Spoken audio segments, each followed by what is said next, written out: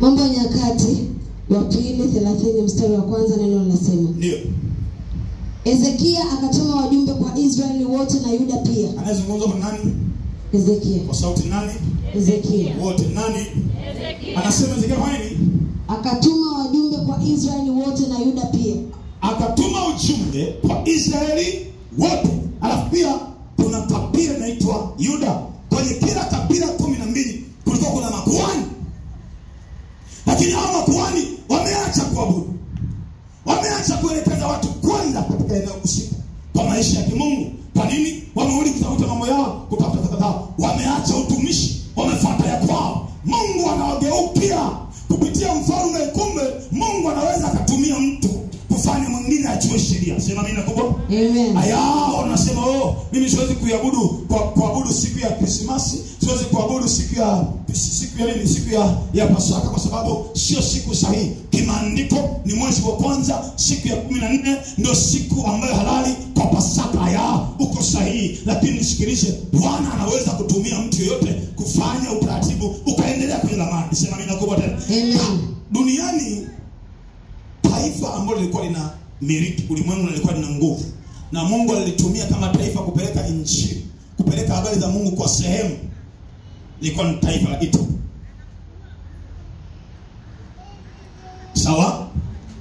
Ndio maana ukienda karibia kila eneo unakutana na kanisa la Roma. Bali si kweli? Hawauliza maswali.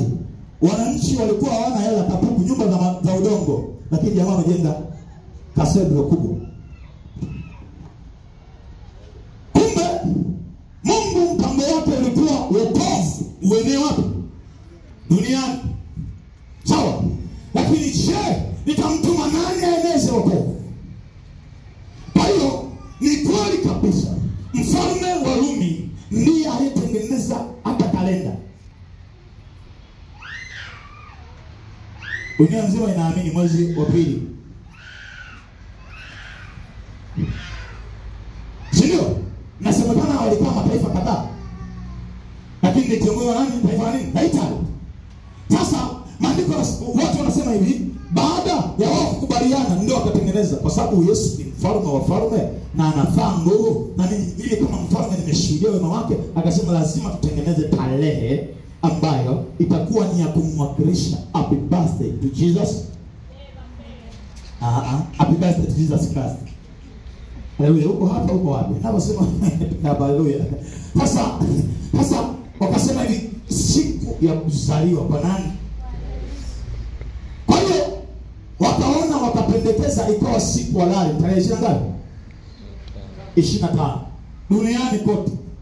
Labda asiamini Yesu anaweza asiamini, lakini kama aamini Yesu, tukisha kwa karibia tunasema hii ni Christmas. Yaani yeye mwenyewe anasema hii ni Christmas. Yaani kama apenda asipenda sema hii ni siku ya Christmas. Kama Yesu anasema hii ni Idi. Sio? Sasa kanuni ya Mungu ilikuwa ni lazima itengenezwe siku ambayo itakuwa ni kumbukizi. Kama watu wasio na hekima, wasio na maarifa ya Mungu, wasiokuwa na ujuzi wa kimbingu, wana uwezo wa kutengeneza siku ya kuzaliwa kwake.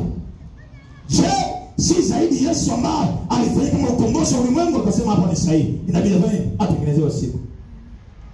Ikatengenezwa hiyo. Sio dhambi. Na kuuliza kwenye kitabu gani? Mambo ya Nyakati. Soma. Watu waliacha kuisherehekea Pasaka kwa muda mrefu, lakini anainuka mfalme mmoja. Soma. Ezekia akatuma wajumbe kwa Israeli wote na Yuda pia. Kila mtu bawe makini na stage. Akawaandikia nyaraka Efraimu. Akatuma ujumbe kwa Israeli na kwa Yuda pia. Lakini pia akaandaa waraka, akautuma kwa kabila zingine ni nini? Efraimu, jingine Manase, jingine Yuda, waje nyumbani kwa Bwana Yerusalemu, ili wamfanyie Pasaka Bwana Mungu wa Israeli. Hapa ndicho kilichompa Ezekia kurudishia uzima. Hivi makuhani wameacha kazi zao, wameacha kutumika, wanaingia kufanya biashara, wameingia kufanya kazi. Makuhani kwa sababu ya njaa mimi sijui, kwa sababu ya siku mimi sijui, kwa sababu ya choka mimi sijui, lakini makuhani wakaacha shughuli zao. anainuka mfalme. Sikia mfalme anachokifanya. Naendelea. Kwa maana mfalme na wakuu wake na kusanyiko lote katika Yerusalemu walifanya shauri kufanya Pasaka mwezi wa pili. Walifanya shauri kufanya Pasaka mwezi ngapi? Wa pili. Mwezi ngapi? Wa pili. Kwa sauti, mwezi ngapi? Wa pili. Sasa wale ambao wanagoma kwamba mfalme wa Rumi alikuwa mjui Mungu, tunakubalije kuabudu Krismasi, kwamba kusema kwamba Krismasi ni siku fulani, tarehe fulani ya mwezi fulani? Hao walifanya Pasaka na imeandikwa, sio mwezi sahihi ambao Mungu alifanya. Alieleza. Mungu anasema, ukisoma maneno yote, hata kusoma sasa hivi kitabu cha Hesabu sura ya 9 utaona inasema Pasaka ni mwezi wa kwanza, siku ya 14 ya mwezi. Kwa hiyo utaratibu ulivyo ni kwamba lazima watu wafanye washerekee sikukuu. Sema amina. Lazima wafanye washerekee sikukuu. Sema amina kwa. Sasa huyu mfalme ambaye tunamsoma, endelea. Kwa sababu hawakuweza kuifanya wakati ule. Umesikia? Sababu iliyomfanya Hezekia akubaliane na watu kama lazima tutengeneze Pasaka mwezi wa pili. Anasema kwa sababu wachungaji waliingia mitini, hawakuambia watu waisherekee Pasaka kwa majira husika na msimu. Sema husika. Amen. Kwa hiyo anaingilia kati mfalme. Mungu anaweza kutumia mtu hata si eti Mungu kukujulisha habari za Mungu. Hata mwana ambao muamini ana kusemesha habari za Bwana. Sema amen. Amen. Sema amen. Amen. Sasa maandiko yanasema hivi, huyu Hezekia anasema akafanya Pasaka ifanyike mwezi wa pili. Kwa sababu haikufanyika muda mrefu. Endelea. Kwa kuwa mkuhani walikuwa hawajajitakasa wa kutosha, wala watu hawajakusanyika huko Yerusalemu. Likawa neno jema machoni pa mfalme na kusanyiko lote. Basi wakafanya amri kupiga mbiu kati ya Israeli yote. Toka Beersheba mpaka Dani, ya kwamba watu waje wafanyie Pasaka Bwana Mungu wa Israeli. Nasikia? Mwezi sio usika, lakini mbiu ikapigwa. Endelea. Kitafuatia. Maana tangu siku nyingi hawakuifanya kama vile ilivyoandikwa. Wakaenda matarisho yenye nyaraka za mfalme na wakuu wake. Manake huyu jamaa wanashuhudia kufundisha hivi, hakuishia tu hapo. Akaanza kuwalipa mshahara wachungaji warudi kazini. Kutoka hapo akawalipa mshahara warudi wapi? Warudi kwenye majukumu yao. Endelea. Wakaenda matarishi wenye nyaraka za mfalme na wakuu wake kati ya Israeli yote na Yuda, na kwa amri ya mfalme kusema, enyi wana wa Israeli, mrudieni Bwana Mungu wa Ibrahimu na Isaka na Israeli. Anayesema ni mfalme, sio kuhani. Mbiu inapigwa nani?